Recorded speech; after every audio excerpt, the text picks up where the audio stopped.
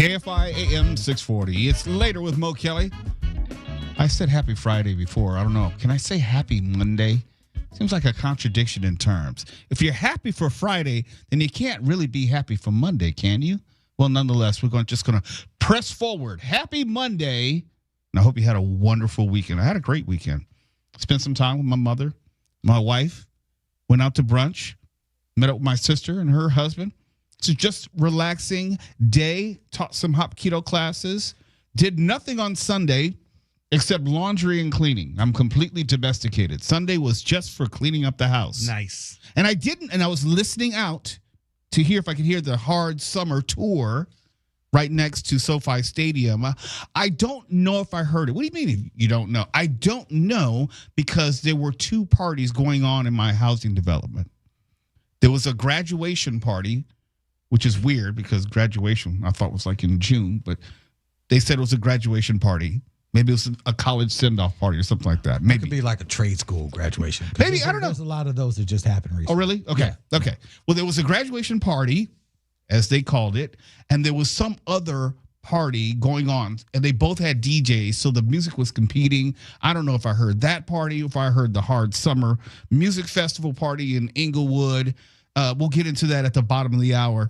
But it was a full weekend, but it was a good weekend. I didn't get caught up in any of the foolishness of the Hard Summer Music Festival when someone even got shot at an after party. So, that was my weekend. What was yours like, Tuwala? Lots of sleep. Isn't that the best, though? It is. I don't think I did really anything, man. Sleep, just chilling. Stephen, what about yourself? I went out. I was actually in Irvine Saturday, so that's why I was like, why didn't I hear the music? But I was out because it was a 3-day weekend thing. I thought it was just Saturday, Sunday. Okay, so maybe I just didn't catch it. But Sunday I didn't. I went to bed pretty early, kind of like Tuwala. I was trying to catch up on some sleep. Oh, you're getting old like the rest of us. Yeah. There comes a time in every man's life, can't speak for women, but every man gets to the point where, like, I can either go out or I can get a full night's sleep. And the full night's sleep begins to be the better option. If I haven't left the house by 9 o'clock, I'm not going anywhere. If I have to already be out at 9 o'clock, I'm not going to leave because there are too many reasons not to go out after 9 o'clock. I mean, leaving the house? Oh, no. I can't do it like I used to. But we have some great stories we have to cover today, and it's almost like someone was looking out for me. When I saw this story about the large great white shark spotted in Santa Monica waters, I said, yeah. If you shouldn't have been in the water anyhow because there was feces everywhere. And then now on top of feces, got a great white shark out there. I don't mean to be cold and callous, but if your ass dies because of that great white shark that everyone knows is out there, that's on you. That is your fault. You know it's there and you go out in the water. Shame on you. Shame on you. You will be on dying time. I can promise you. Oh, absolutely. Shame on you. Thank you, Hillary, for that. And we'll tell you about the Hard Summer Music Festival at the bottom of the hour. And we have great news for California. We're number one. We're number one in unemployment. We're number one for unemployment again in the country. How about that? We're going to go beyond the box score with Jackie Ray. And get this. Did you hear that someone or someone's they've been throwing sex toys on the court in the form of very long rubber Johnsons? Phallics, yes. On the court during the game multiple times. Talk about stepping on your... Never mind. Yeah. Come on, Stefan. Don't be so stingy early in the show. Mark, I'm starting to agree with you. He doesn't even look for the rim shot. He doesn't know where it is. He always has to look for it like, oh, my gosh, I don't know what folder it's in. It takes me a minute. What folder did I leave it in? I think he thinks they cost him money every time, so he's kind of stingy with them. Oh, my goodness. And that joke was on the fly. I thought of it in the moment. It was good. Evidently not. I had to cajole you to get a rim shot. Because it took me a second to get to the button, but I got there. And also, we have to talk about Sha'Carri Richardson's arrest at an airport. There's some places you just cannot act a fool. An airport is one of them. Okay, if you're going to get into an argument with your significant other, don't let it be in an airport. If you're going to throw something at them, don't let it be in an airport. You are probably going to get arrested. And sure enough, you're arrested. We have a hormone-free male contraceptive pill, which has passed its first safety test. Look, it can pass all the safety tests. Men are not going to use it. I don't know. Men are not going to. I don't know. We are so lazy. No. Look, we are lazy. That's why it would be easier to just swallow a couple of these than roll. We could swallow a couple of these. Thank you very much. Come on. Better that than all the time. You know, dudes Better than complain spitting about. it out. Well, Fushno. I was gonna say then rolling it on. Mm. Okay. You see? Take two of these or spend time. Hold on. Yes, you have to rip it. You have to rip the wrapper. You have to take the wrapper, and then you got to hold on. Yeah. Then you go. You got You get to do the shimmy to roll it down. Come on. No one wants to do all that. Hold on. Let me take a couple of these. Yeah. Take two of these. I would. You're good in the morning. I guess we'd have to see if it's efficacy. You know. Yeah. Are we talking like 85%, 92%? Oh, we can't be having that low. It's got to be at least 99. We'll see. Well, look. I'm not going to talk about anyone's life, but I heard the female contraceptive pill was not more than like 98% effective. All I'm saying is if this one Allegedly. allows us to grow a little extra hair, I'm all the way with it. Ooh. We have your horoscope for the week August 4th through the 10th. The most abundant week of the year, as is told, and a sluggish box office weekend. The movies that we thought they were going to do really well for the next few weeks did not seem to do that. And we have some other AI and advanced transportation news. Robo-trucks are working along Texas highways as we speak. Chicago White Castle has become the first to offer robotic delivery. Check that out. And Chinese shoppers can now rent a customized robot. Mark Ronner, good evening. AI is not going anywhere, and it's taking more jobs each and every week on this show. We can resist it, and it should be regulated out the yin-yang. It's terrible. It's forced on us by a small group of a-holes who stand to profit and don't care anything about the public good. Nothing. Well, that last part is true. It is being forced upon us by a-holes who don't care, but Star Trek veteran, resistance is futile. I will fight that to my death. Okay. You're just going to lose. I'm just letting you know. And speaking, I shouldn't say that. We are going to say goodbye to Loni Anderson, who died over the weekend at the age of 79. She will be missed. And there's something to learn about her steps within television, which I think advanced the role and perception of women in TV, which is less often talked about. Yes, she was known for obviously WKRP, but it wasn't about being the ditzy blonde, and she had to put up with a lot that actresses now do not have to put up with, thanks to her. And I'll have my final thought, and it has to do with Jon Stewart. What? And Charlemagne the God. We'll tell you about it in just a moment. It's later with Mo Kelly. When we come back, we're going to tell you about that great white shark spotted in Santa Monica waters next.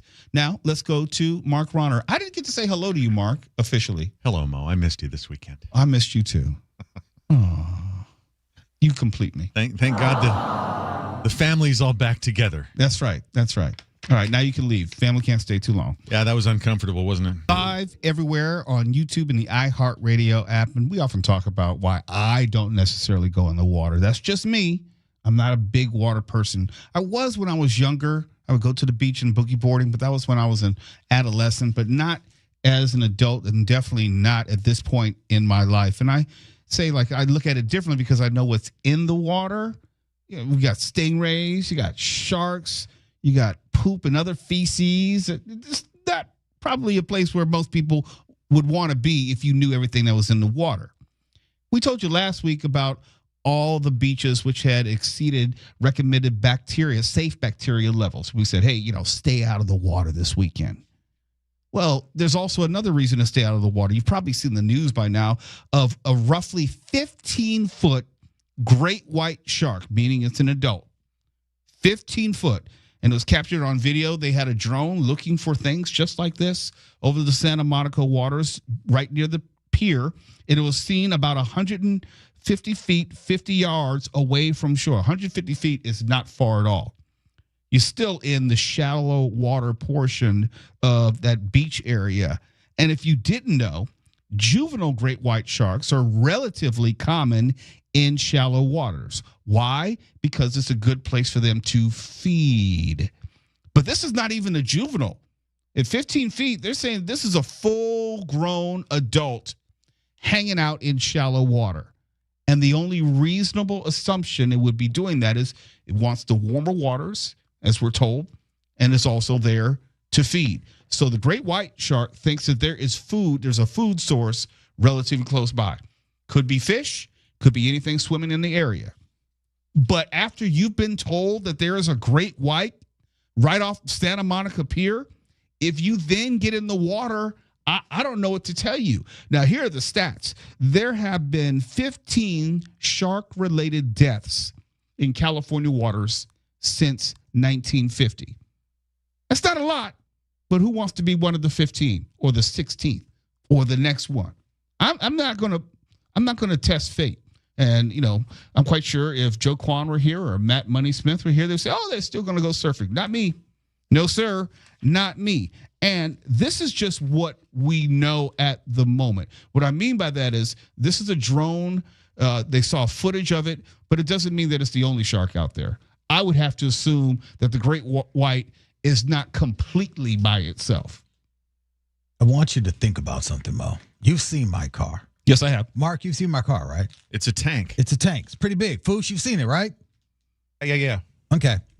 This great white is literally bigger than my car. My car is 14 feet long, and the width of my car is about just 7 feet across. Stop bragging about your size. That car's got some girth. I'm just okay. But this great white is 15 Why you got to feet bring race into it now? because it's great. 15 feet and 8 feet across. So it is literally Yes. comparable to your car. Put a fin and some dorsals on my car, and it's a great white. Some dorsals. That's a big ass shark. It's a big ass shark. And dude. if you encounter the shark, there is no outswimming it. Nope. You're not going to fight a great white. You're not. It can swallow you whole. Yeah, I mean, no. You're supposed to punch him in the nose. punch him in the nose, poke him in the eye, all that kind of stuff. Yeah. Okay. Yeah. Good luck with that. Good luck. All stuff that could lead you to just getting your arm ripped off. That's right. You know, Do you know how fast they are? I know you see it's just cruising in the water. They're very fast. and they're Very temperamental. I mean, punching it in the nose, I don't know if it's going to send it away. I don't know if you try to stab it in the eye that it won't get madder and then be more intent on eating you. Yeah. I mean, I guess if it's already clamped down on your midsection and it's pulling you out in the ocean, yeah, might as well just take a stab at his eye. What do you got to lose? You're going to die anyway. You're either going to bleed out or he's going to drown you. Now you gotta hope when it gets you, you're in a position where you can get to its eye. Oh, I know. The eyes are pretty far away from its mouth. No, and honestly, if it's grabbing you around your legs or something, I don't know. Yeah, it could be dragging you this way. How are you getting to it? Yeah, those are all great ideas, but I don't know about reality. Right. In theory, yes, you would probably want to try to poke its eyes out. One of the places where it's probably vulnerable, but you got to get past the teeth. Got to get past the teeth. And I don't know how exactly going to get that done. Or you could do like I do and just stay out of the water. You could and avoid the rows of teeth. It's not just teeth. It's like 3 teeth. rows. It's 3 rows. Yeah, and they grow back. Yeah. Have you ever seen like a great white up close? Not like in the water close, but just in general, the size of the mouth, how it can easily ingest you. I know we always talk. T, have you ever been to water? I just thought about it. I was always afraid of the water, leading to my never wanting to go on a cruise ever, because I can't think of a time when I've ever been cool getting in the water. I've never liked the ocean. Never. This is one of the reasons. Not that there's a great white just cruising Santa Monica. No, duh, there is. There is. Jesus. Mark, when was the last time you were in the ocean? I can't even tell you when. It's been that long. I wouldn't go in. Stefan, when was the last time you were in the ocean? I'd probably say like maybe 5-6 years ago. You fool. Where were you swimming? What was the circumstances? Like I was just with friends in Manhattan Beach. Okay, locally. See, I've been ocean, freshwater, lakes, all that kind of stuff. But that was 40 years ago. Wait, Carnisha, you're new out here. And I I've know never been in the ocean, and you would never see me deep in the ocean like that. I'm Okay, I was staying making right, sure. right where the water come in over your feet in the sand. That's where I'm standing. That's what the stingrays are. That's what the stingrays are. I could deal with a stingray before I deal with a shark. Isn't a stingray what killed Steve Irwin? Yeah. Oh, you know what? Yeah. Yeah, it is. It was. Okay, Mhm. I take that back. He caught a stingray right In the his chest. heart. Yeah, you don't want that. Yeah. That was instant death too. He had a cardiac arrest right when the thing stung him in the heart, Look, chest. people want to say like it's no big deal. No, it is a big deal. And I don't want anything bad to happen to anyone.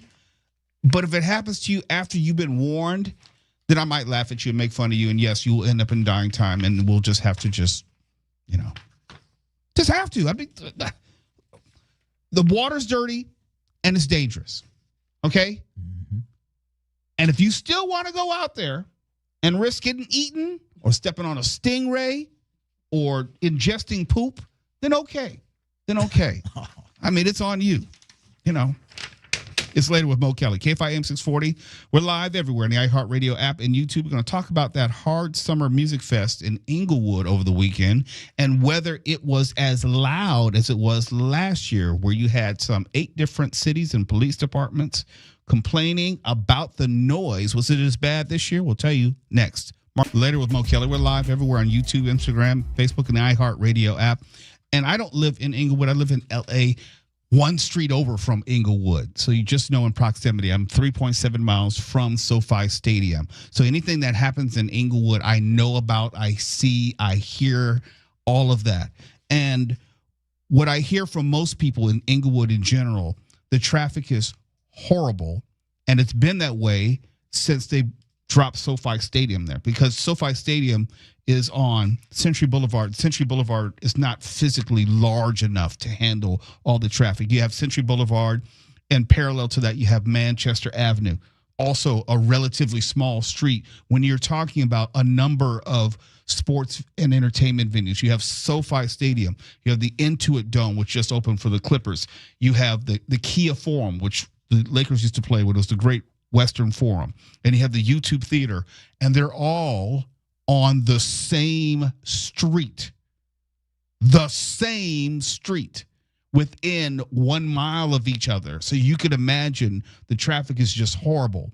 The noise in that area is horrible, having nothing to do with the Hard Summer Festival. So I just say that so you know, when residents complain, it's not just about this, it's about all of that.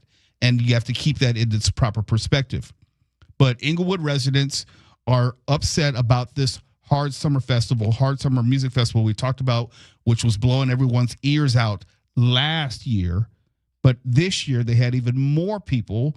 But there was a question of whether the noise was going to be unbearable once again, because they had tens of thousands of people, talk about traffic, flocking to Hollywood Park next to SoFi Stadium for this festival, which is just steps away from the Kia Forum, which I was just telling you about. And Lady Gaga was the closing act, and also the closing out her Los Angeles leg of the Mayhem Ball Tour. There was a wide variety of musical choices, different types of styles. So you had a very, very mixed crowd in that regard, depending on your music preferences. As far as the noise and music, I could faintly, I think, hear some of the banging and bumping. It wasn't as clear as last year. Last year, I could tell you what the song was. Now it just seemed like there was a party really, really off in the distance, and it wasn't as intrusive as the year before. And I also told you it was a Saturday and Sunday festival. I didn't hear anything on Saturday. I think I heard more on Sunday.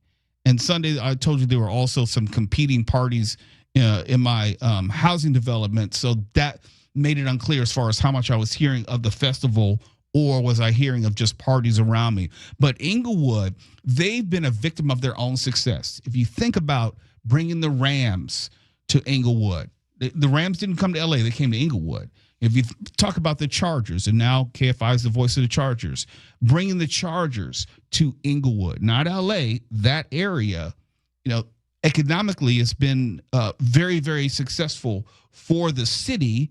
And I make the distinction successful for the city as opposed to the residents. The residents, the only real benefit for them has been the appreciation if you're a homeowner. If you already owned your home, it's worth more now than 5 years ago. But if you were renting, there are a lot of neighborhoods where people were just forced out because the renters, the landlords were able to double people's rent, if not more, overnight. Or if you were on, let's say, a month-to-month lease or a year lease, whenever your lease expired, they would say you can stay, but you're probably going to pay 2 to 3 times more. And I'm not exaggerating. Before SoFi Stadium, I'm just saying arbitrarily, you could find a 2-bedroom in Inglewood around $1,200-$1,300. Around $1,200-$1,300 now. You'd be hard-pressed to find anything, a 2-bedroom under $3,500. No way. No way. And if you lived in Inglewood at the time, you weren't going to continue to live in Inglewood because it was, relative to the community in which you were living financially, economically, you could pay the $1,200. You probably couldn't pay $3,500. If you could, you wouldn't be living in Inglewood back then because it didn't have any of the stadiums. It didn't have the performance theaters. And by that extension, I mean also the jobs which came with it. Inglewood was a more like a city you drove through. It was not a destination city, with the exception of the Forum. That was about it. And even then, after the Lakers left, it was just a church. So it really didn't have a reason for people to go to Inglewood unless you were going to see friends. That's about it. I mean, that was the only time I was going to Inglewood. Housing was relatively moderately priced in the early 2000s. That no longer is the case. You want to get like a 3 to 4 bedroom house or townhouse, that's over $1 million. Inglewood. Don't forget the businesses. The impact Right. on all the independent businesses also businesses moved out. that also had to go because they couldn't afford the rent anymore. And I say all of that to say, when we talk about the complaints of the Hard Summer Music Festival, you have to put it within the context of that. They're not just complaining about the music festival. They're complaining about the insane parking. And this is now going to be the worst part of the year for Inglewood residents because SoFi Stadium will have a game every single week. It will be either the Rams or the Chargers. And then you get into September, October, which is the beginning of the preseason for NBA basketball. Then you have the Clippers in town, most likely. And in the concert season, you will always have something going on at the Kia Forum or the YouTube Theater. So the complaints are not just about the summer festival. It's the latest thing which is a problem as far as people who live in Inglewood day to day. It's been great for the price of real estate if you own, but outside of that, it's been a nightmare. I just know on certain days, I don't go through Inglewood, if only because I can't drive through it. I know that I cannot get through Century Boulevard or Manchester Avenue on a Sunday. So I just try to stay south of Inglewood. You know, a couple of weekends ago, I was actually in Inglewood and I went to an event that was right next to Iconics. And when I drove over there, I drove past the stadium and I drove into that complex where the Iconics is. SoFi's here. Yeah, Hollywood Park. It's all there. It's all right there. And like when I left out, I was like, because I hadn't been in Inglewood in so long, it was really disorienting all the buildings. So when I was driving down, essentially I passed by the Forum. I'm like, damn it, this is where I am? I had no idea where I was. Prairie. Yeah, straight down Manchester Prairie. Prairie. I straight went right past the Forum and was like, I'll be damned. This is where I was this whole time. Wow. It does not look like what it once looked like. You know, you go by Hollywood Park, and that's the Hollywood Park retail district. Racetrack obviously isn't there anymore, and you have all these other businesses. You have Cosm and so forth, and Iconics, the gym. Yes, it's good for urban renewal, but it hasn't been good if you happen to be some of the people who could not benefit from that urban renewal. Interestingly enough, I did not see the urban renewal spreading that far into Oh no, it's just those two streets. It's just those two streets. It's just Century. It's just Manchester from here to here. Yeah. You know? I looked over. I was like, so when is this going to get built up? Because this still looks like, get mugged and get shot. I don't know. They have a hotel that they're going to be building, and I think some movie theaters as well. But it's still connected to basically the stadiums in that particular area. But then it pushes people further out, and as far as trying to, if you want to buy property, it's gonna take a pretty penny there now. Yeah, it looks like it. It looks like it. So just know these complaints aren't all about Hard Summer Music Festival. It's just about, hey, there are a lot of things going on in Inglewood, which is making it difficult to live here on a day-to-day basis. It's Later with Mo Kelly, KFI AM 640, live everywhere in the iHeartRadio app and YouTube. Be sure to join the Mo Migos and be part of the Motown chat. Be part of the show as well. I'll be reading some of your comments in the next segment. And now when we come back, then we got to tell you about more bad news in California. We're number one. Unemployment. Live everywhere on the iHeartRadio app and also live on YouTube, the video simulcast, so you can join us on YouTube at Mr. Mo Kelly, MrMokelly.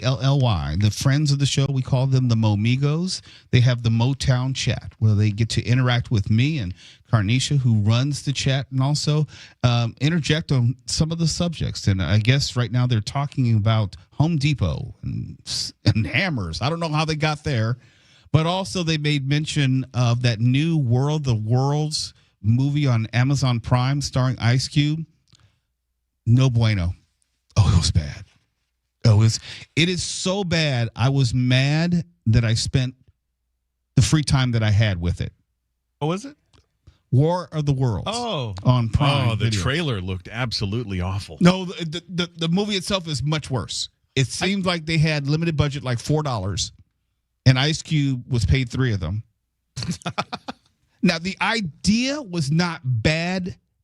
The execution, very quickly, he's like an NSA analyst, and he's high up.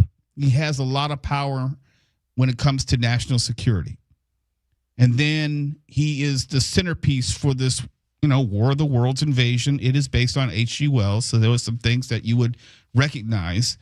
And it was just implausible. It's all about social media, and the whole movie is done through his monitor. Yeah, that looks so tedious. All of his phone calls, his Skype calls, his text messages, and everything is kind of like shaky phone cam footage as he's talking to other people. Was it advertised anywhere? Because I didn't even know about it until the Momigos started talking about it. Hopefully they didn't advertise and spend any money on it. Oh, boy. I don't think Spielberg and Cruise have much to worry about. No, not at all. It was even worse than that TV show War of the Worlds they had about 3-4 years ago. It was on Epix. Oh, I never saw that. But if you haven't seen the original War of the Worlds with Gene Barry, it holds up really well. It does. It's super entertaining. And it's probably the best of the lot, all things considered, for eras and that kind of thing. Yeah. So join us then amongst the Momigos and weigh in on the chat. We'll talk about some of the things that you're talking about. But very quickly, before we end this hour, I have to tell you about this. There's bad news, and then there is the perspective and context of the bad news. Here's the bad news.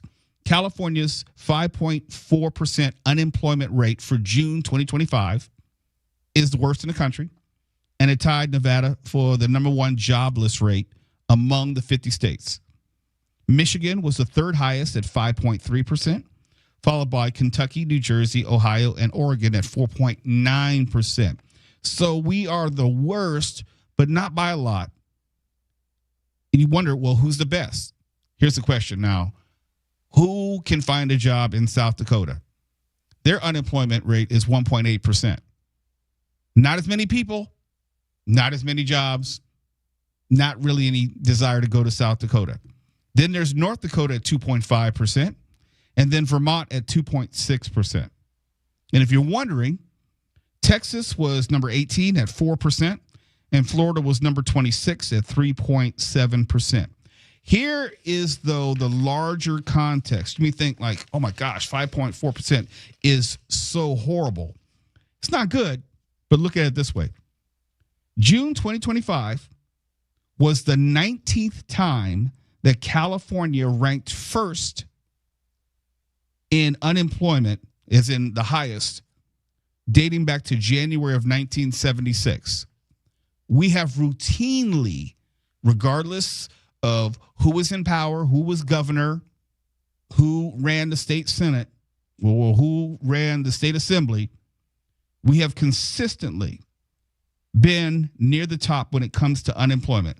June 2025 was the 19th time since 1976 that California was ranked number one. But I still wouldn't leave. And part of that is because, my industry's kind of here.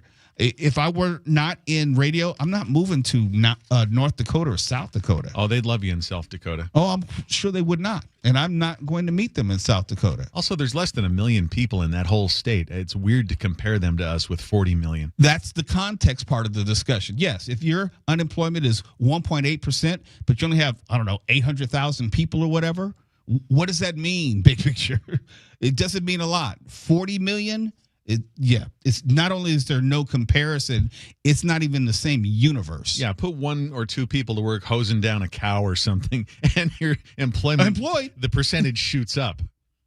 It's later with Mo Kelly. When we come back, we have some strange stories and sex toys and arrests at an airport and gun charges, all in the world of sports.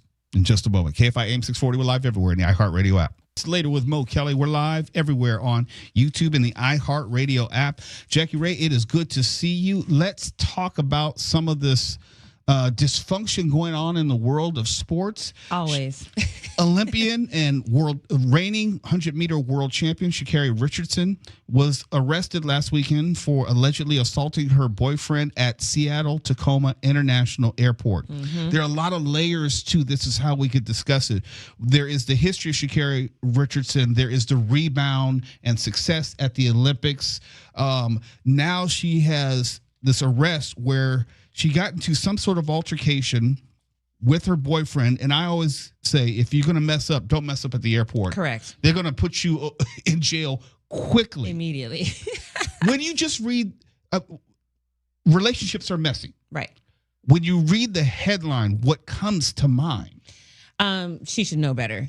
And I hate to say that because, sometimes things happen, feelings get involved when you're in a relationship, things of that nature. But my dad used to always tell me, you have to remember you have something to lose. And so you have to walk through life knowing that you have something to lose. So if that means we got to get in the Uber and be like, oh my God, thank you for the nice ride. And then you go in the house and then you whack then you start, then that's fine. But in public, you are a public figure. People are waiting for you to mess up. Everyone knows who you are. Exactly. Especially in an airport with the cameras everywhere. Police report said an officer at the airport was notified by a TSA supervisor of a disturbance between Sha'Carri Richardson and her boyfriend, sprinter Christian Coleman. Mm-hmm. The officer reviewed camera footage and observed Richardson reach out with her left arm and grab Coleman's backpack and yank it away. Richardson then appeared to get in Coleman's way. With Coleman trying to step around her, Coleman was shoved into a wall. Close quote. I'm not saying that this is nothing.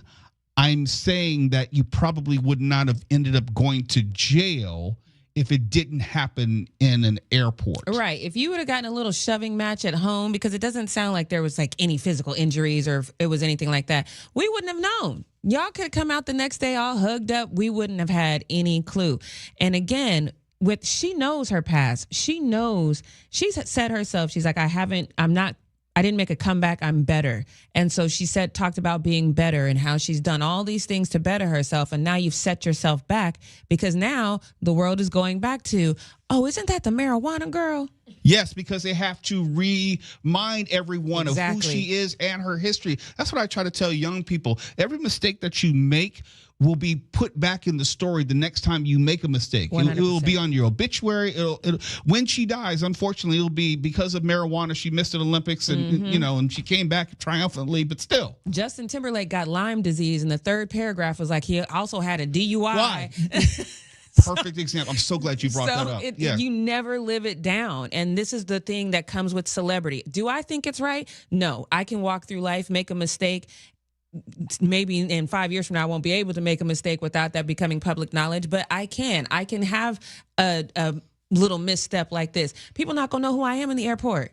So I get to go home, file my little paperwork, pay my little fine, and go on about my life. I talk about my life in the same way. It's like, look, there's certain things I can't do Right. anymore. Can't go to the strip club anymore for a number of Right. reasons. You know, if anything I will do will be magnified. There's certain things I can't say to people online and Right. social media, but the person who's working the fries at McDonald's can say whatever they want Whatever to me. they want. You know, I tell that to people all the time. Like, you can get in a domestic violence situation right now, whatever your job is, and you can handle that privately. You can go to, and as long as you don't go to jail and have to take time off from work, you can go ahead and pay your fine, do your community service, and go on about your way. right. If Patrick Mahomes has a domestic violence tomorrow, he can't do that. Well, if I were, heaven forbid, knock on wood, be arrested for anything tomorrow, KFI and iHeartMedia is going to be prominently featured in the story. Oh, yeah.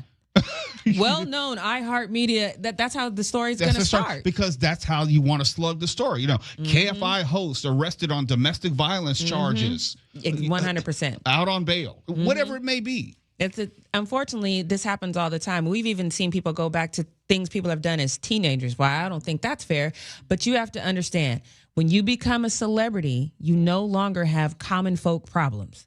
This is a common folks altercation. Because everyone has relationship issues. I'm not saying everyone gets physical, but I'm saying everyone has relationship issues that are probably not for public display. Right. We've seen, I travel a lot, and I've seen those relationship battles come to light in the airport, because you've been traveling for a long time. Maybe somebody messed up on the trip, Right. didn't do what they were supposed to do, and now it comes to a head. And I've seen the little "stop touching me, get off me." I've seen those in the airport time and time again. It hasn't escalated to this point, but even if it hadn't, that still would, somebody would have got that on video. Sha'Carri still would have been in the news today, because she's not behaving like a world-class Olympian. At least she wouldn't have been arrested. And, Yes. and speaking of arrested, I want to tell you about this. LA Chargers Denzel Perryman was arrested on Friday. He was released today after police pulled him over for vehicle code violations. During a search of his vehicle, the police discovered 5 firearms in his car, including 2 assault-style rifles. He was pulled over by the LA I County don't need Sheriff. to laugh. But That's I'm just saying- excessive. Like, But I'm saying, where you what were going, you bro? doing? Where you going? Where are you going? What are you planning to do? Right. Because This is clearly he not the wasn't going climate. to the range. He was not going to the gun show, whatever it was. Now, the flip side is he has since been released, and he's due to appear tomorrow in court, where it reads that they're going to not file criminal charges. Before we go to break, I want to say this is an example of how you can buy justice. I didn't know that they weren't going to file criminal charges. They If y'all are just watching the YouTube- updated the story on ESPN.com. How do you get 5 different gun charges, at least, and get all of them dropped? Probably has something to do with the legal counsel for the LA Chargers is probably better than my attorney and your attorney put together. Yeah, because you can't drive around with just one firearm in your car without a concealed carry license. And so this, but even though I'm sure you're absolutely right, I'm sure he has a great attorney, this is still setting a bad example. It's still course it setting is. a bad example that says, I have this amount of money, so I can do this. You do not, so you can't. And in this political climate where we know it's about billionaires getting richer, this is a horrible look. It's a horrible look, and it also sends to a horrible message for those younger than him Right. who may think that it's okay to exhibit the same type of behavior. It is not. Yeah, and the legal system, unfortunately, does not set the right precedents anymore, because it used to be if you set a precedent in a case, that would carry over for. No. But that just doesn't happen anymore. So this is horrible. When we come back, something else horrible we got to talk about. Oh no. People are throwing. Can I say the word dildo on the radio? Well, I mean, Yeah, you can. oh my Okay. God. I'm just asking you a question, because people have been throwing them on the court at WNBA games, plural. How you gonna ask if you can say it? Stop trying to And make sense said- out of nonsense. Maybe I just wanted to say it and I put it in the form of a question. But yes, they've been throwing them on the Oh, my court at goodness. WNBA games, and players are speaking out. We'll have that next on Beyond the Box Score with Jackie Ray. It's later with Mo Kelly. We're live everywhere on YouTube, Instagram, Facebook, and the iHeartRadio app. We're continuing to go Beyond the Box Score with Jackie Ray, and I'm going to try to handle this next subject as maturely as possible. as possible. As I can go. No guarantees, no promises. And if you have young children, maybe you want to send them out of the room for right about now. But in today's world, they've already seen everything, heard everything, and Googled everything on their phone. So they probably know about this. 2 times last week, a fan threw a sex toy on the court during a WNBA game while play was going on. It wasn't like during a timeout, wasn't at halftime, wasn't before the game during warm-ups. It was smack dab in the middle of game play.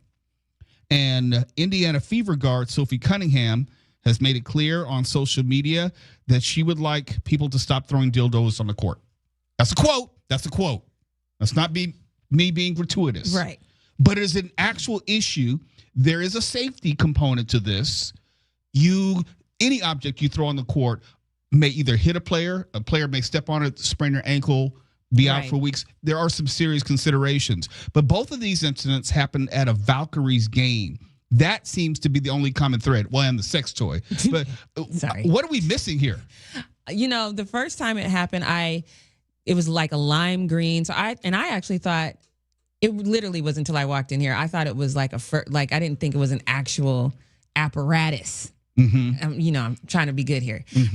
So because it bounced the first time, so I did not think because it's made of some sort of polyurethane rubber. So my bad, y'all. But the first time I saw it happen, I saw it when it happened live, and I thought it was kind of. Oh, funny. you saw it live? I saw it live, and so when it bounced, I was like, "Ha, that's funny," because I got a weird sense of humor. You know what I'm saying? So I was like, "That's funny," and the fact that it was lime green, I was like, "Okay, this has got to mean something." That was my very first thought process, because why is it lime green?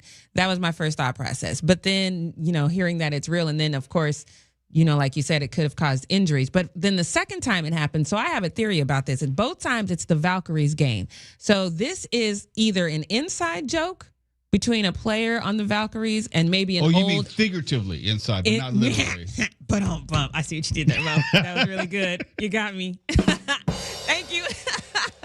But maybe inside out, it might be one of those things. But I feel like this is a joke between a player and maybe an ex or maybe a sorority. Like this means something to one of the players on the team. Either that, or we've talked about gambling.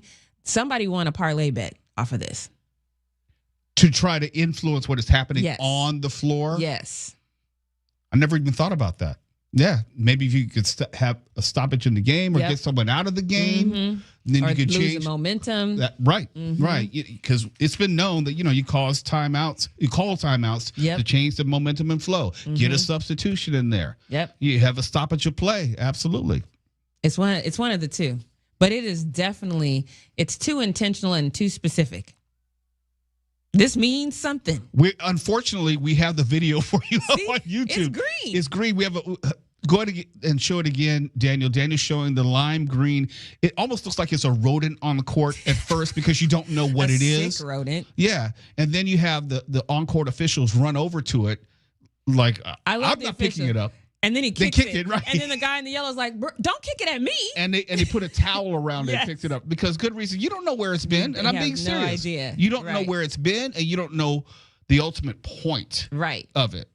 And we live in a very crazy world. And it could be more nefarious. It could be because the league has such a high percentage of LGBTQ plus women. I thought that too. It could be, something to say, something disparaging against them. It could be a plethora of things. I'm hoping that it's an inside joke or, more on the funny side. I'm hoping it's not something so nefarious and homophobic. Here's the question which has not been asked or answered yet. I don't know how you could throw something, and I have to be specific, which is more than 7 or 8 inches long. In other words, there's some size to it. Not being funny. And it not be seen by a camera in those sports facilities. You have been in an arena. I've been in an arena. The cameras are extensive just for situations just like these. If someone were to try to harm a player, they will know who did it and have that person either escorted out, arrested, or taken into custody within the stadium complex. We don't know about who threw it. I don't see how or why they don't know. Well, that person was arrested. I saw. Oh, you did see? Yeah, Okay, I did see the person was arrested. I didn't read the particulars and how they found this person. To be clear, though, it would be relatively easy to sneak something like this specifically into the arena. It's not metal. It's not metal. It's plastic. If you have a bag, they'll probably search that. But if you hide it in your pants, they're not going to pat you down if nothing looks like it's out of place. It's very easy to get something like this specifically into the arena. But at the same time, everybody got their phones up. Everybody's recording. It probably didn't take them more than 24, maybe 36 hours at best to figure out who this person was, and then contact him. So there was a statement made that he's been arrested and is banned indefinitely from games, right? Right, Carnisha? Yeah. Okay, cool. I wonder what the charge was. Probably indecent exposure. I don't know. I'm being serious. Still being serious. I don't know what the charge is as far as throwing an object on a court. It could be. I still feel like it can be indecent exposure and reckless endangerment. Yeah, reckless endangerment, that would make sense because you're doing something which could hurt one of the players or many of the players, depending on what happens. Family function, people could definitely That's be true. offended by that. That's So true. it could be indecent as well. So I think it's probably both. Both of them will probably be misdemeanors and it's just a fine. But, At least it wasn't like, having 5 guns and 2 assault rifles in the car. that's a little bit more serious and probably should have more consequences. I mean, you I'm would just think. throwing it out there. You would think. What's the point of having those gun possession laws in theory, which are supposed to, going back to Denzel Perriman, to prevent someone from possibly doing much worse with them? Because you have to wonder, what is the intent? To your point, you're not going to the range. There's no reason, and I've said this, and this is gonna be a hill I'm gonna die on. There is no reason, unless you are planning on inflicting harm, for you to have any sort of assault rifle. But he had multiple ones That's in what the I'm gun, saying. and not going anywhere specific, to a range. That screams problem to me. It's a problem, and I would have to wonder if it does turn into a larger problem later on. Do we all not look at this and say, we were warned then? Yeah. And this is what happens. This happens over and over in our society. There's always signs. We make excuses. Money gets people off. And then there's a big fallout. And people are like, we didn't know. Yes, you did. Yes, you did. We're going to take this to the hallway. We've been requested to take this to the hallway. Can I tell the people one thing before we go? Sure. Tomorrow morning, you guys, at 8 a.m., make sure you check out JackieRayTV.com or check me out on YouTube, my podcast with Christina Brennan. She is a 40-year vet in the sports journalism game. She is a number 2 on the New York bestsellers list with a book called Her Game. It's all about Caitlin Clark and what she brings to the WNBA, not just the WNBA, but women's sports as a whole. So make sure you check out that podcast and make sure you leave a comment and say, I heard this here on the Mo Kelly Show. Okay, thank you. KFI AM 640. We're taking it to the hallway. And if you don't know what that means, we're going to continue this conversation on our YouTube channel at Mr. Mo Kelly. It's going to be live. It's going to be uncensored, and you're not going to be able to hear it on the radio. So log on right now to YouTube at Mr. Mo Kelly, MrMokelly, as we continue this discussion with Jackie Ray and the sex toys on the court in the hallway. Okay. What would possess someone? Now we can talk freely. What would possess someone to sneak in multiple rubber dicks into a basketball game? I still think it's an ex. I think it's an ex something, either an ex-girlfriend or an ex-boyfriend of one of the players on the Valkyries team. And maybe in their breakup, there was a conversation was like, that's why you couldn't satisfy me anyway. And then, No, because it seems very personal. it's very personal. It's very specific. Yeah. Because first of all, it happened twice. And if it happened at the Valkyries game and then maybe the Sparks game, then I would say there's probably some secret little social media club that's going to say, let's get all the teams before the end of the season. But it's the Valkyries both times. It's very specific.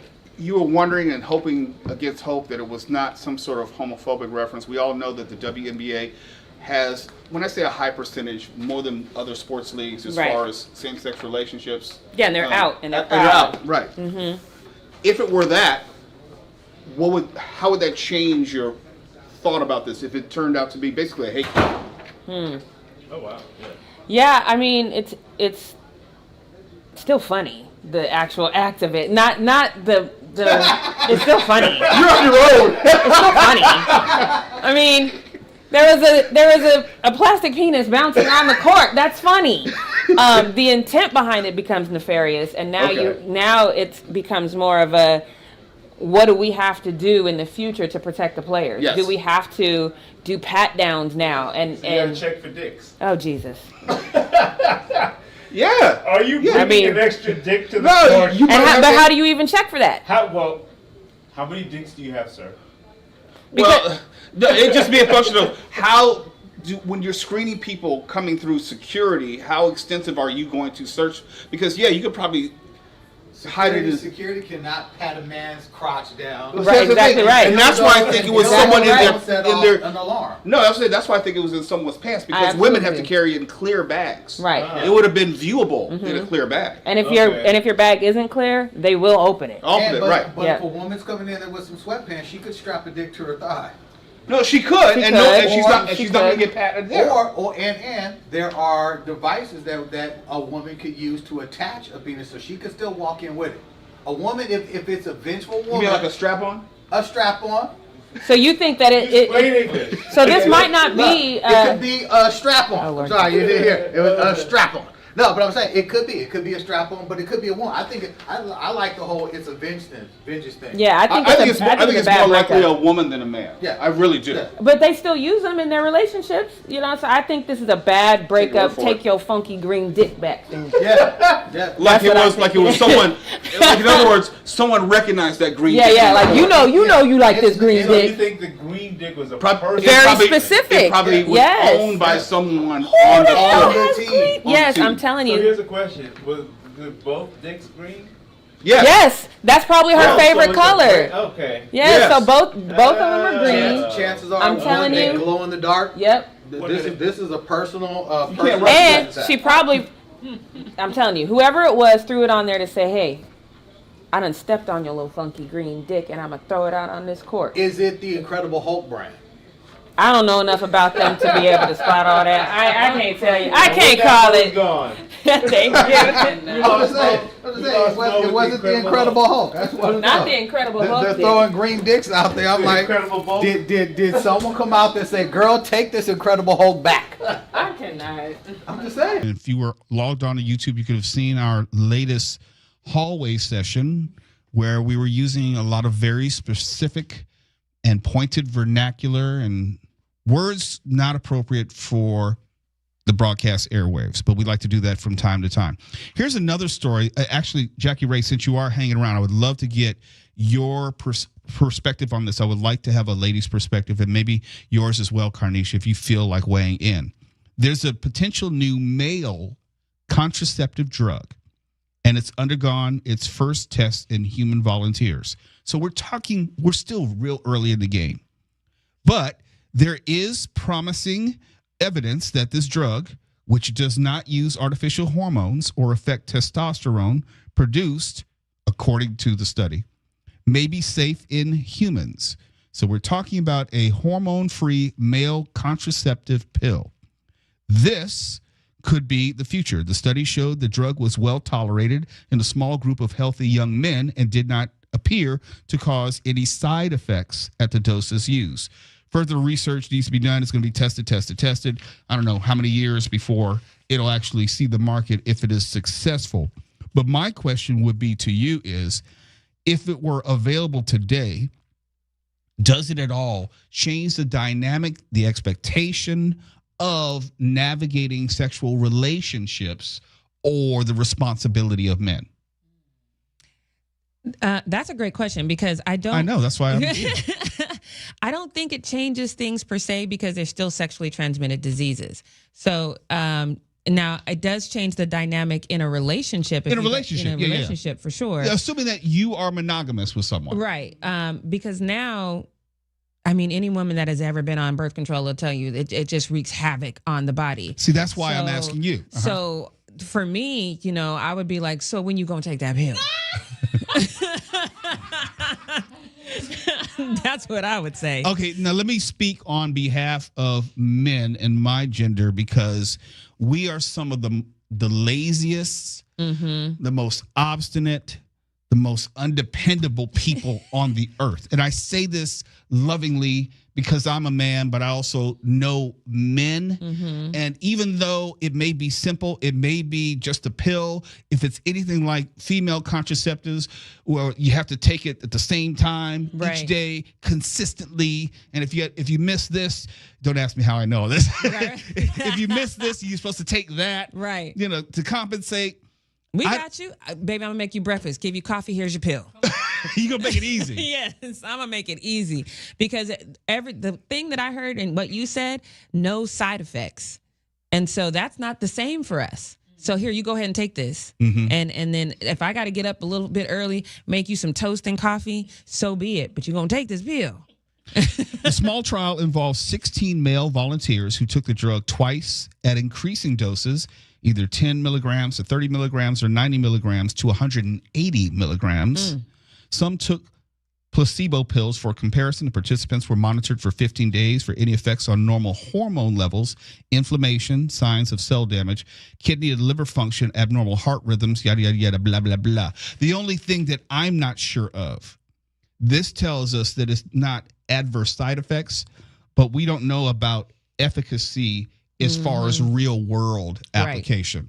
Maybe no side effects, but does it work? Does it prevent someone from getting pregnant? I guess, I don't know, diminishing sperm count or something like that. Or maybe their viability. Maybe they don't swim I don't as know. fast or something like that. Right. No side effects is one thing. Yeah. But does it work? And then aside from that, because no side effects are great, does it work is another. But then the third one is, what are the long-term effects? Yeah. Because if it is, I don't know how it would work. The science hasn't been explained to me, but most drugs have some sort of long-term side effect, whatever that might be. For women, when we get off birth control, it takes a long time for our cycle to regulate again. And that might be very problematic depending on where it decides to show up and say hello and disappear again and come back. It could be very problematic for a long period of time. So, but our cycles are something we're used to. It's regular. So we can be able to say to our healthcare professional, this is what's happening to my body. This is what's going. Men don't have that. There would be no sign for a man to say something's gone awry. See, this is why I'm so glad we're including women in this discussion about men, because men don't have any reference point whatsoever. And I don't know if we're actually mature enough to be dependent upon when it comes to sexual, as far as contraceptives, using this consistently. Yeah, you may want to hand it to us, but aside from that, would you actually do it? Yeah, you know what? I have trouble trying to remember to take my supplements every single day. I'm just being honest. And let's just call it what it is. There's no side effect if you don't. If you don't take it, you're not getting pregnant. You might impregnate somebody else. But you're not getting pregnant. Right. The consequences would not remain with us. Exactly. Yeah, there are other consequences, but not those consequences. Right. So in other words, the product is probably not going to be a hit with me. It's probably not. I feel like they should come out maybe with another, because women we got the shot, we have the IUD, the patch. So maybe if they come out with something else, you have other a patch than now? Yeah, we have a patch. The patch might be. The patch might work. No, I'm being serious. I don't know. Yeah, Yeah. there's the patch. So I feel like if they come out with another version of it, then possibly, because guys barely want to put on a condom. So Facts. No, I'm being serious. When I say we're lazy, that is definitely part of it. Can you depend on us to take a pill every single day? Probably not. Right. Probably not in the way that we will try to talk ourselves or talk our partner out of us not using a condom.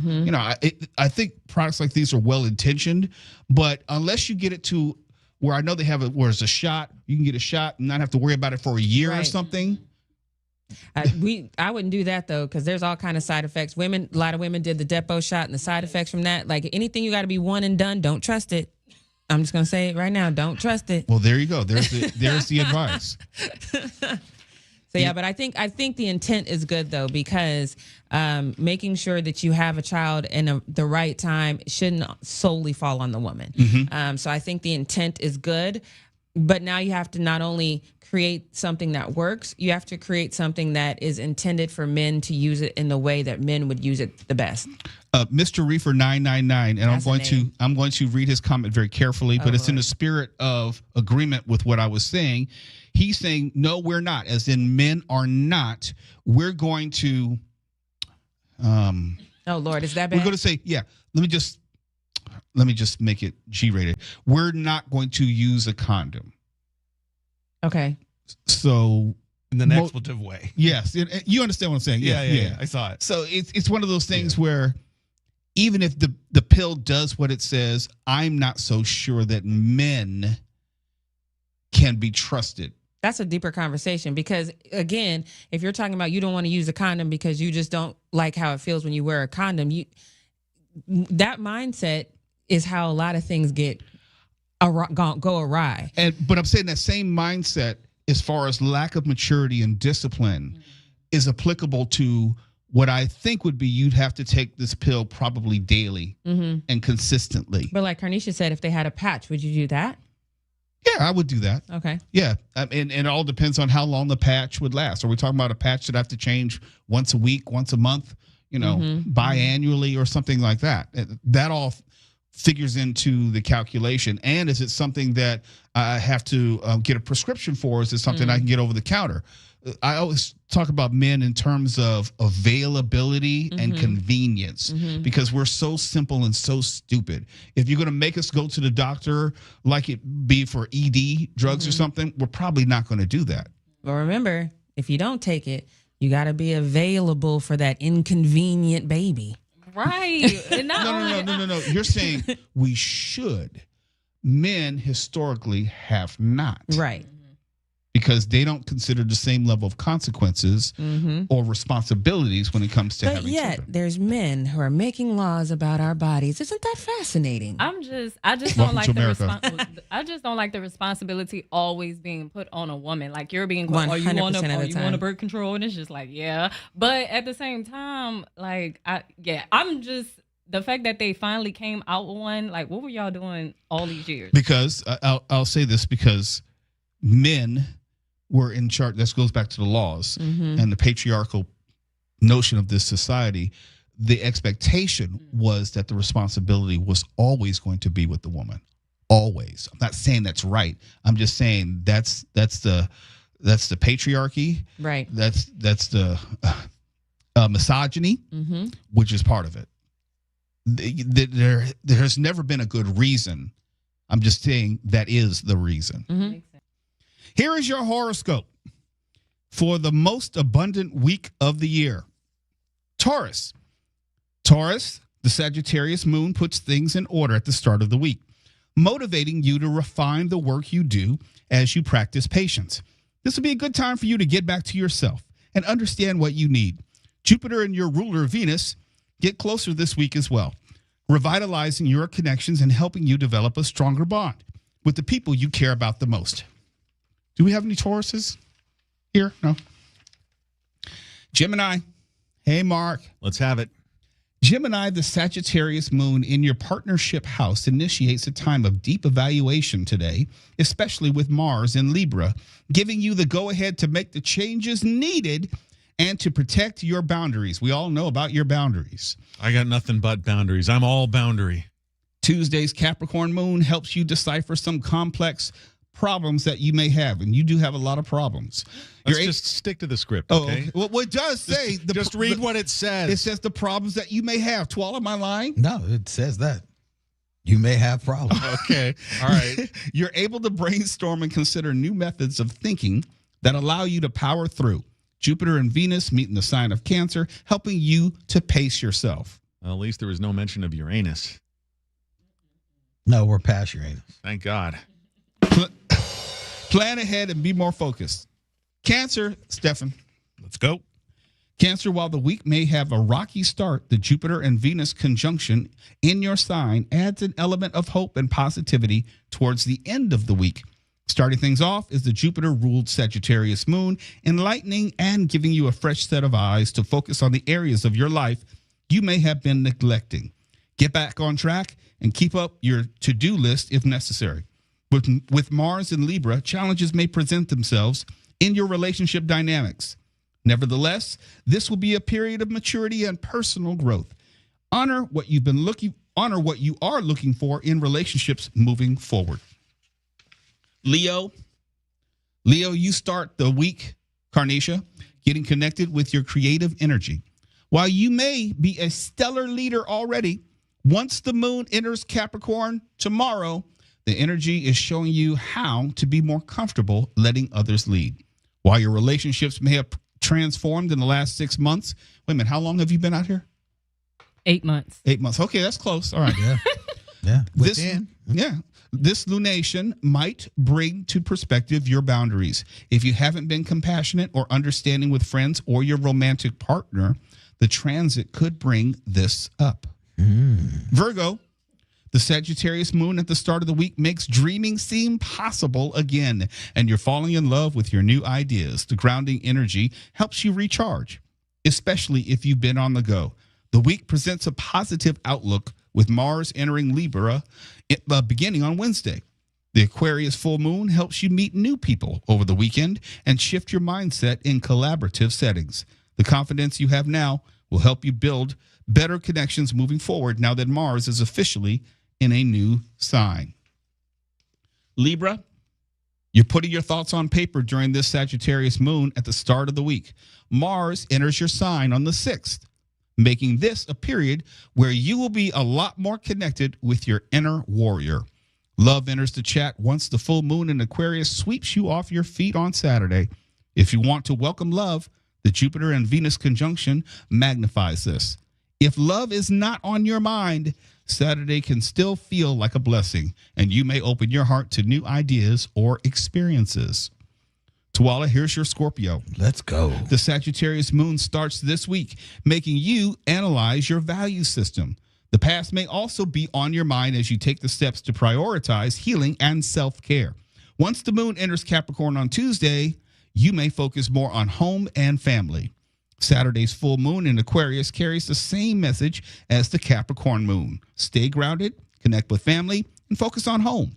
You could feel more like a leader over the weekend, helping others while they look to you for guidance. It could also be a period of emotional healing, transparency, and reconciliation.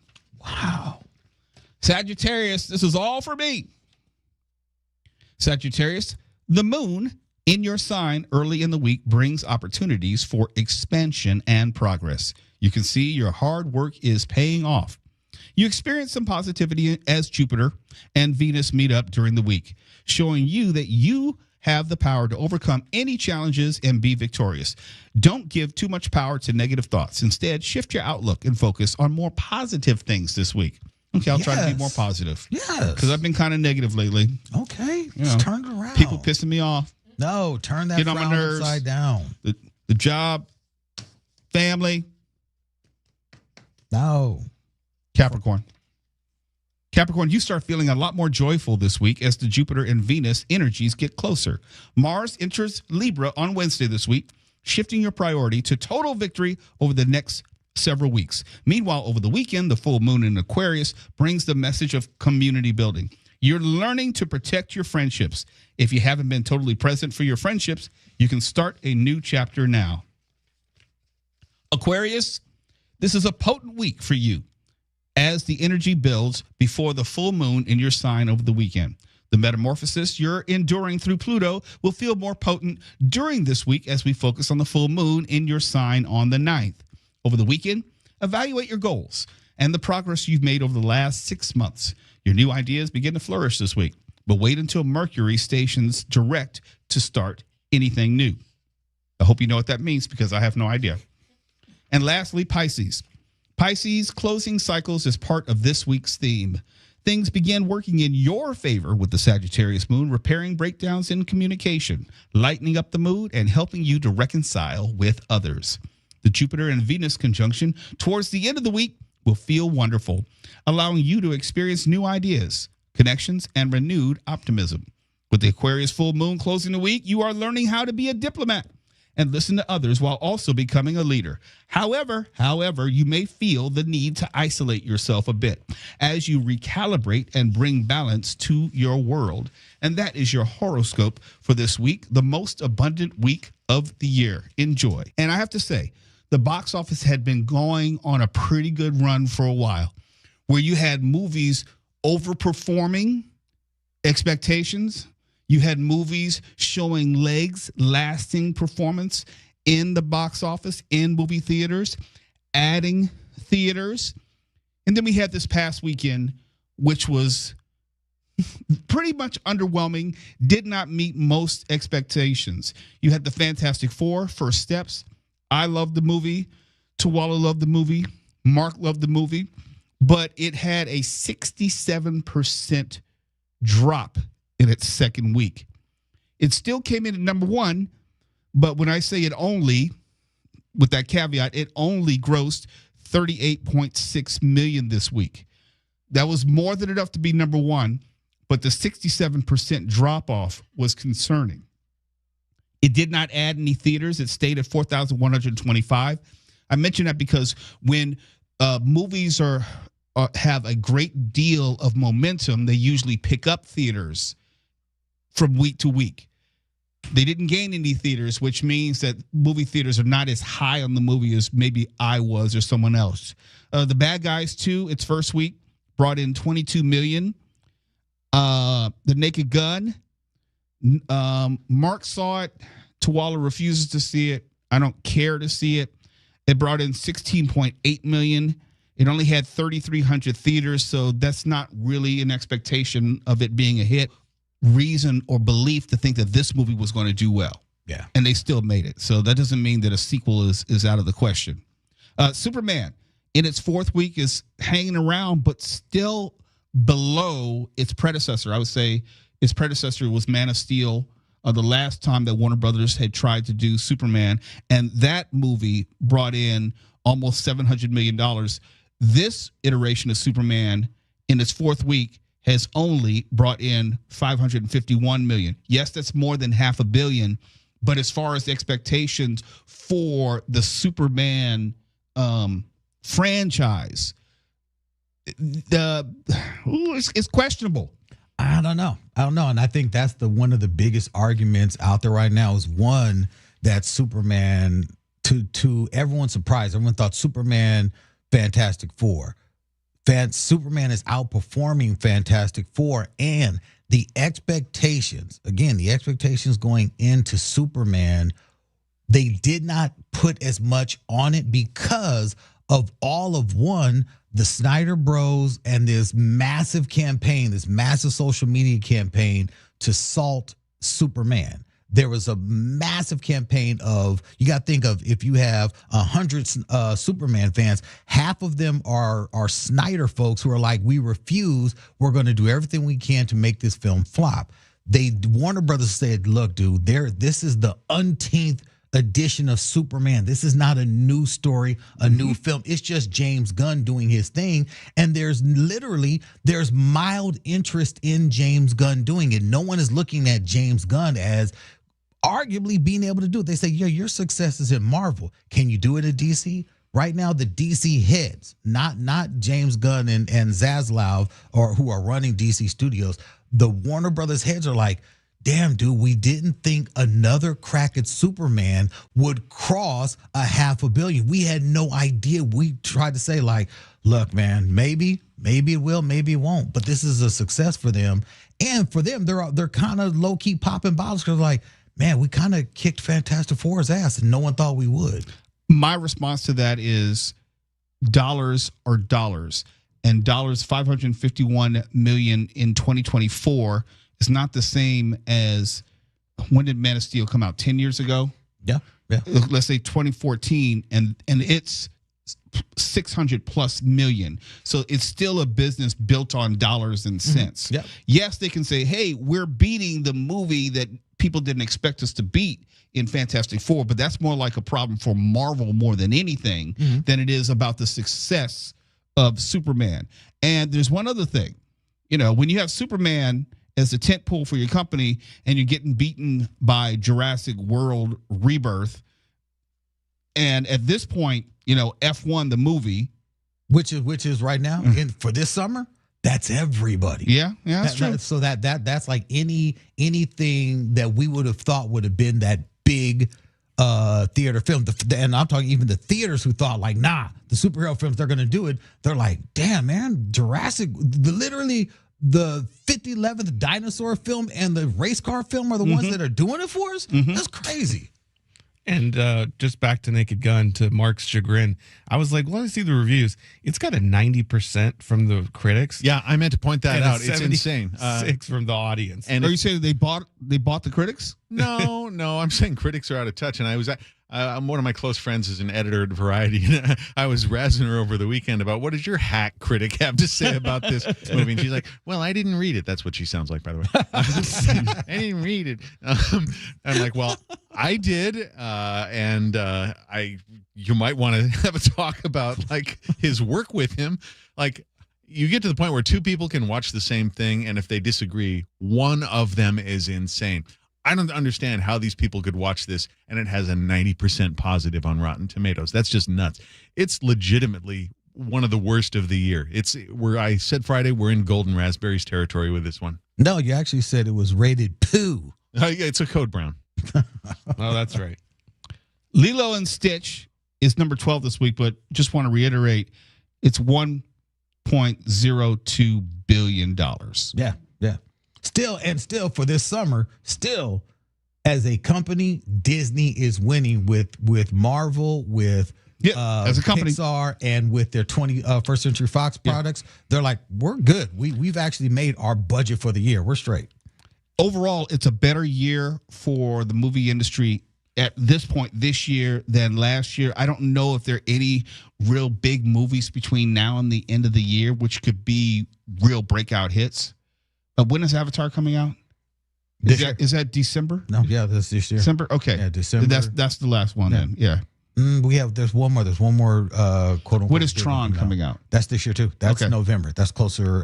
That's in between our birthdays. And both of those are quote unquote Disney they're both, properties. Yeah, so Disney, Disney's licking their chops at this point because they could not have been expecting Lilo and Stitch to bring in $1 billion. There's no way. No way. There's no way. But the international audience for Lilo and Stitch, which is why they're like, you know what? You all can hate this film all you want. We didn't make this film for the U.S. There is a Polynesian, Eastern Island Pacific audience around the world that is going to eat this film up. See, that's a great point. We talk about that, but that kind of embodies the point that Disney is making properties for the world, not to please just fly over America, not to please a political persuasion here in just the United States. They're talking about some 60 countries.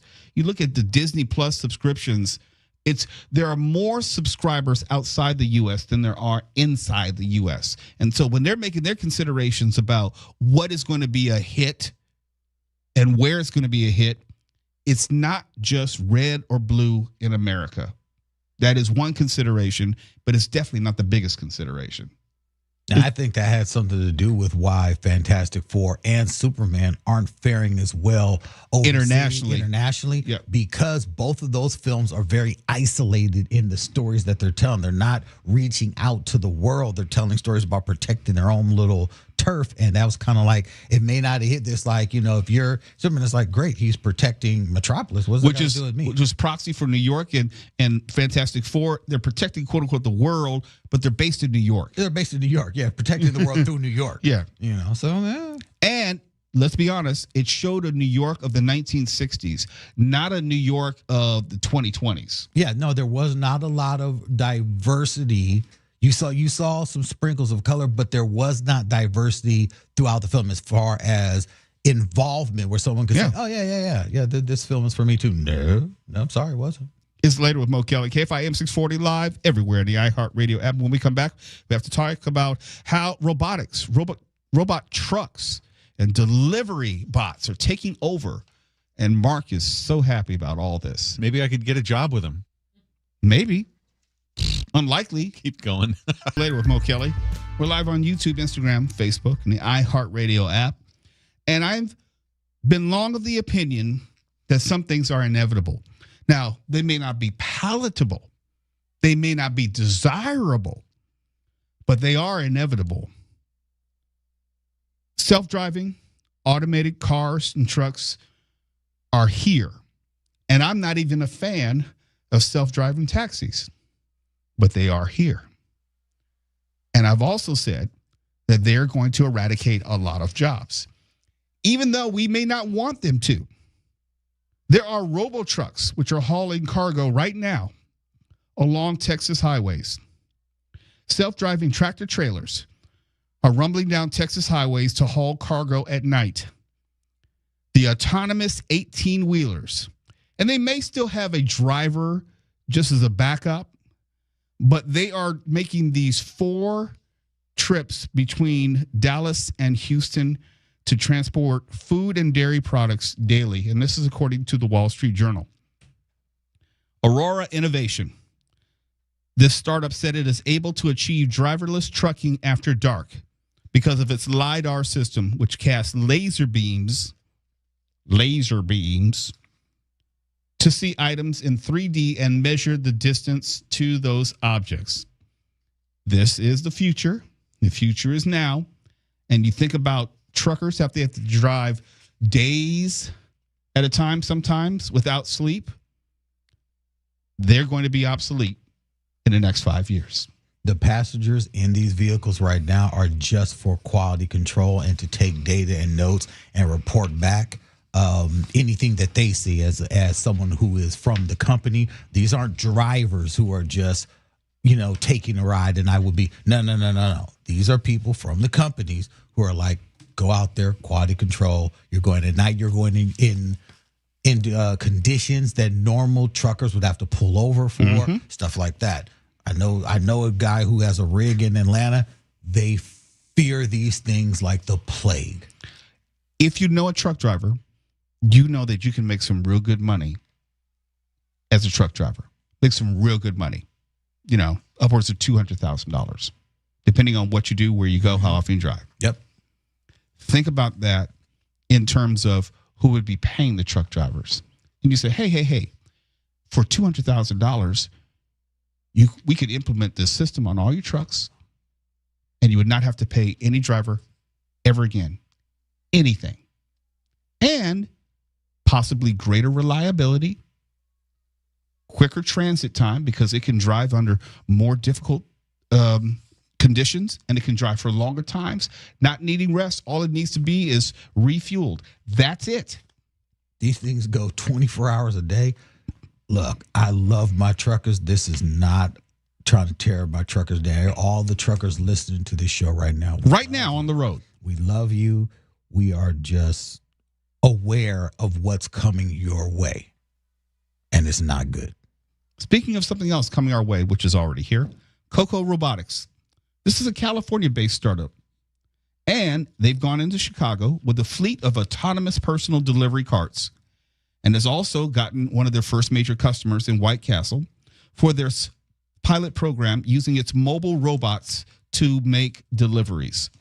Last week, White Castle on Chicago's near West Side became the chain's first to offer robotic delivery through the Uber Eats app. That's another set of jobs gone. One of the things that White Castle and customers have cited as one of the things they love about these Coco bots, quote, another bonus for choosing Coco over human delivery drivers, there's no tipping a robot. That is literally, quote, that is literally what they say is one of the issues that they have with having people versus robots. No tipping. Said it's a California company, but it's a Southern California tie-in. It was launched in 2020.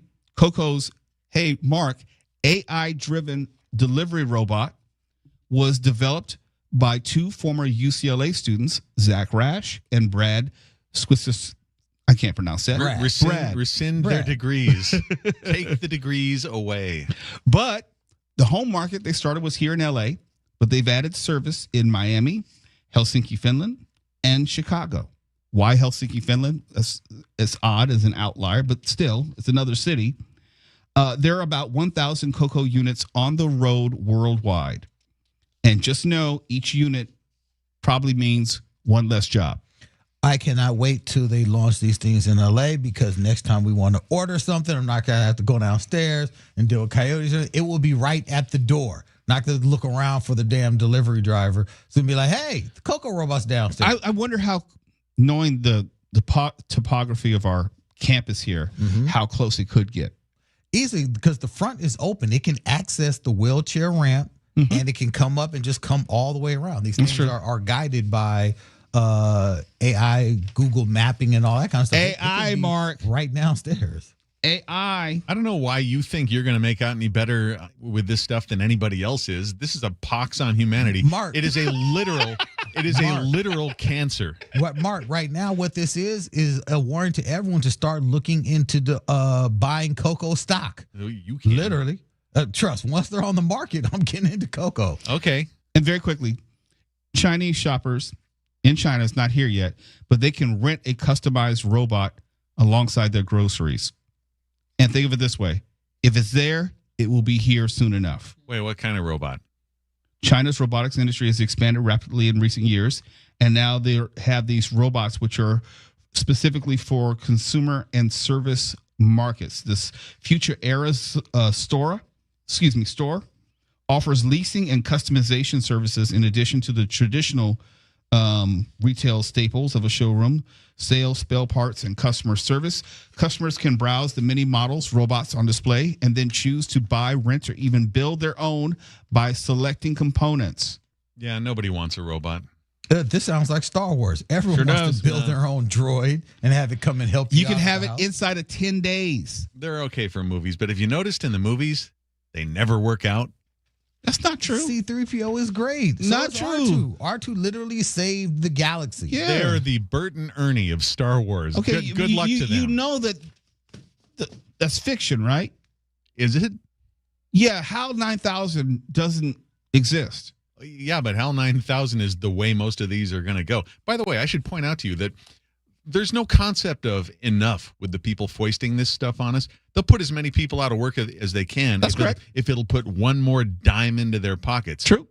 You are correct. I have just described cancer to you. There's no enough. There's no end point. That's true. Constant growth until it destroys the whole deal. You're making the moral argument. I'm just giving you the facts. You can't isolate the moral argument from the whole situation. Yeah, yes, you can. I don't think so. Yes, you can. No. The fact is, we live in a capitalistic society. That's just a fact. I'm not making a value judgment. That's something completely different. I am.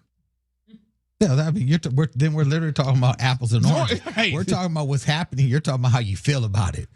We're giving you the facts, and you're like, I don't like how that sounds. Well, It's unfair. My feelings It's selfish. My feelings about it are based on observation and critical thinking, and it sucks. No, Okay, it may suck. it might. Yeah, No it one might. is saying you're wrong. What we're saying is the robot's here to come up and clean up everything that That's sucks right. for you. That's right. People can resist this. I mean, I don't tell anybody else what to buy or watch or do, but I boycott that stuff. I don't can't- want to take That's not part in it. exactly true. You told a whole lot of people not to watch The Naked Gun. Well, I mean, yeah, that's kind of a whole different ball of wax. A movie critic's job is kind of a consumer. Now you want to move the goalposts. What, you think you just like scored some big I point did. on me or Yes, something? I did. No. He's telling people how to spend their money. I'm telling you that I here's love it the when he's deal, and frustrated. it's your choice if you decide to spend money on this code brown or not. That's up to you, but you need to know what you're getting going in. It's a consumer watchdog thing. I hope you feel the same when the robot comes and opens the door to vacuum while you're in there. I'll kick a robot right over on its metal ass. So violent.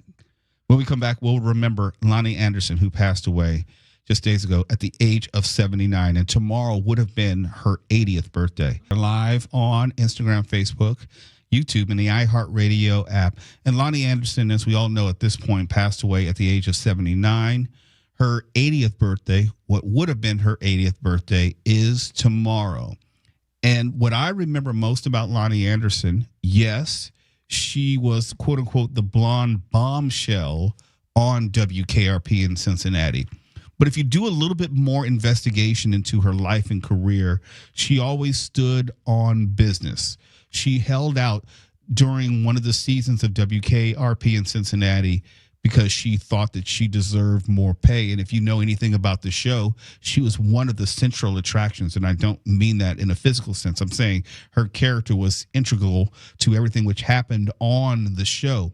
And if you followed her career later on, there was a show in the early 90s called Designing Women, very popular. And it starred Delta Burke, left, and I think was actually fired. But then Loni Anderson was thought to replace her.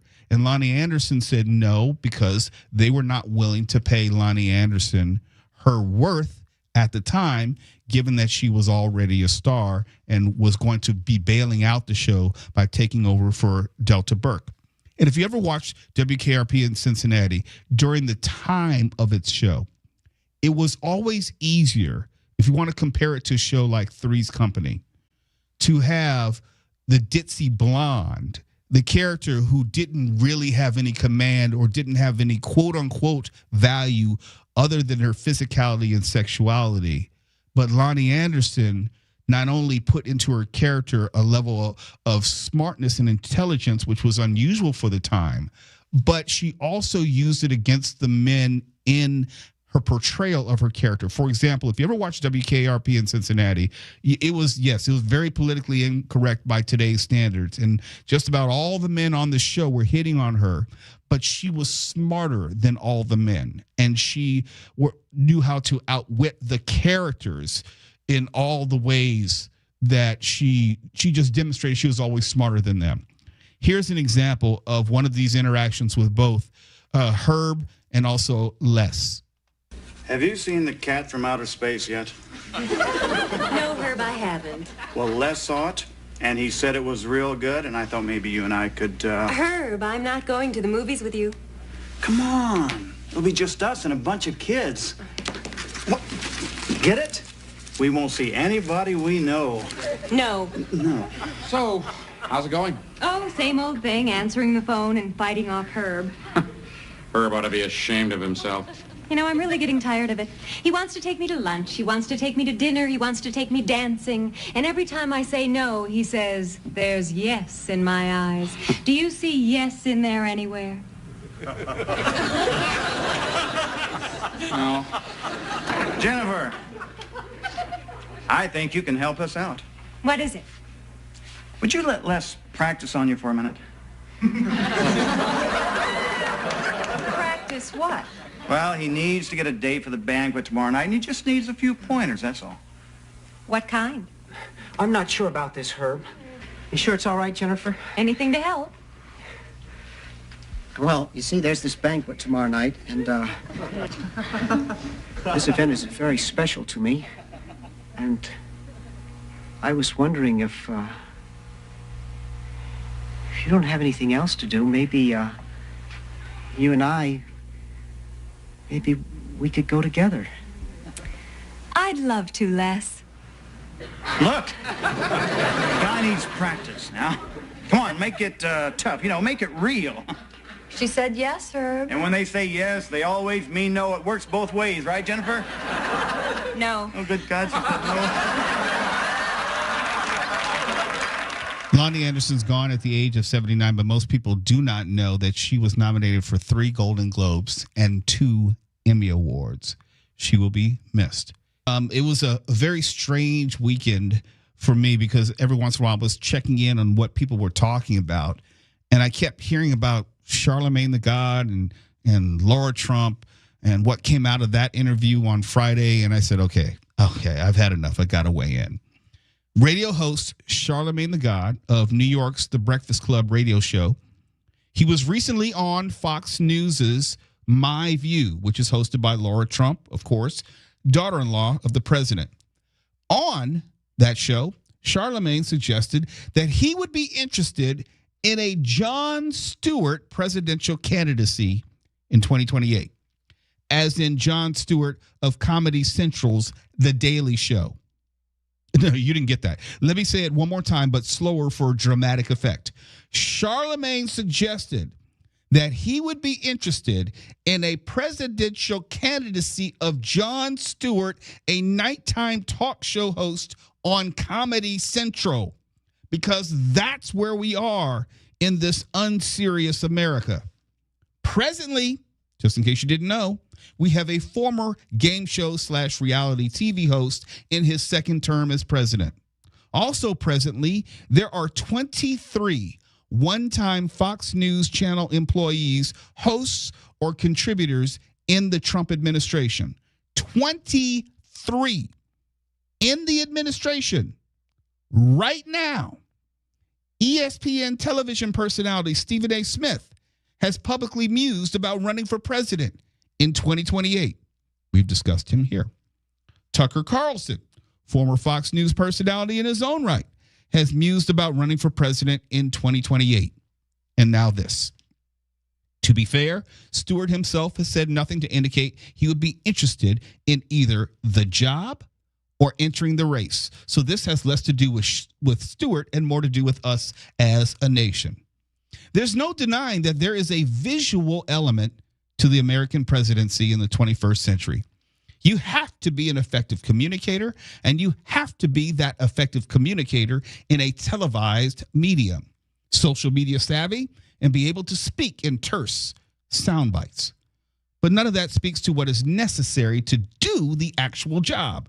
I'm talking about domestic policy, foreign policy, military strategy / commander-in-chief, molder of consensus on Capitol Hill with Congress, setting economic policy and managing our national security, CEO of the federal government, and oversee all of its agencies and 2 million full-time federal employees. It's actually a job that is too big for just one person. But we're in America so damn lazy and, dare I say, stupid. Yes, I said lazy and stupid. We're not looking for competence first and foremost. We're looking for someone who can handle TV and TV interviews. We want someone who can own the libs. We want someone who is funny, or at least we find funny on social media. You know, nice clapback gang. We've devalued the actual importance of the presidency and the responsibilities the job holds. We think that anyone, and this is not even being political, I'm just saying, you ask someone, they throw out all sorts of weird-ass people who should be president. We think that anyone can be president, provided he, and I do mean he, because America is not remotely interested in a she. Let's be honest. Can I tell the truth here? Provided he says some stuff we like and can effectively communicate it in the televised medium. It doesn't even have to make sense. We just have to like what he says, which is really odd when you consider that presidents and presidential candidates don't write any of their speeches. We're one step removed from America's Top Model, the Presidential Search Edition, or Who Wants to Be the President, or Dancing with the President's Cabinet Members. I know, we already have a reality show called Big Brother, but I thought that would be a little bit too much on the nose. The larger point is, we as in Americans, we want a TV host, not an actual president. And it is damn depressing to me because you know what? I actually love this country. And if you love this country, you probably want the best for this country. And the best is not a TV host. Not now, not ever. But let me get back to Charlemagne and his presidential wish list. I've never met Jon Stewart. I think he's fabulous at what he does, and that is political insight and commentary. I think what Stewart's done with the 9/11 Survivors and Victims Fund is nothing less than admirable and remarkable. But under no circumstances does that mean he is either suitable to be leader of the free world or president. We should have more respect for the office of the president. We should. I know that's a funny statement in and of itself because we don't have any respect for the office of the president. Not even a little bit. Zero respect for the seriousness of the office and or its responsibilities. Not a day goes by without our sitting president getting on social media and starting Twitter fights with actors, singers, television hosts, athletes, and even radio hosts like Charlemagne. We're not serious about anything, least of all who should be leader of the free world. There is something to be said for actually having applicable experience, working as a local elected official, then state, then federal, serving on a congressional committee or two even, working with classified intelligence and moving up that ladder. When you do, you learn how agencies and departments work and their purpose, their importance. So you understand how the Bureau of Labor Statistics, for example, actually works. And you know that it's not just one person making the stats. So you know that it is a committee of people, and you don't need to just fire one person, particularly a woman, for no good damn reason. That's what happens when you're a TV host. Because being a TV host is not an applicable skill. It's a deficiency and drawback, or at least it used to be. It's actually a reason why you should absolutely not ever be considered for president of the United States. For KFI AM 640, I'm Mo Kelly.